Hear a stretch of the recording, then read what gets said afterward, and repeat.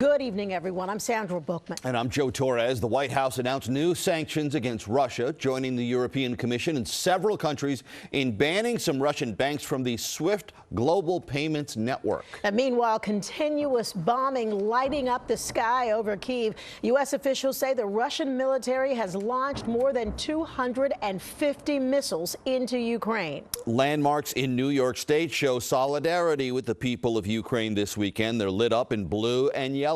Also across the tri-state area, prayers for Ukraine and those forced to leave their country, their homes, and their families behind. A wartime city as Ukrainian soldiers brace for another Russian assault on the capital.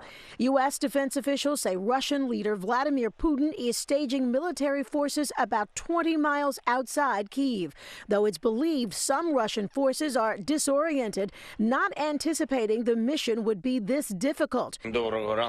Ukrainian President Zelensky standing his ground in central Kyiv. But we know we are defending our country, our land, and our children's futures. Ukrainian men and women heeding the call for help, taking up arms to fight against Russian troops. The Ukrainian military handing out 18,000 weapons to volunteers. Across the globe, protest calling on Russia to cease fire. This as the White House announces new sanctions against Russia. The U.S. joining the European Commission, France, Germany, Italy, the United Kingdom, and Canada in banning some Russian banks from the SWIFT global payments network. You have two options.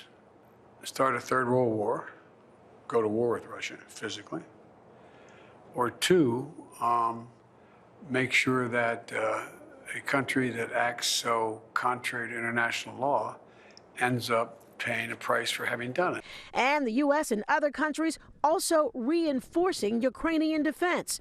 Germany has dropped its historic position to not send lethal military aid to conflict zones and is now providing 1,000 anti-tank weapons and 500 Stinger missiles. Kyiv residents are under curfew tonight and being urged to stay inside until Monday morning.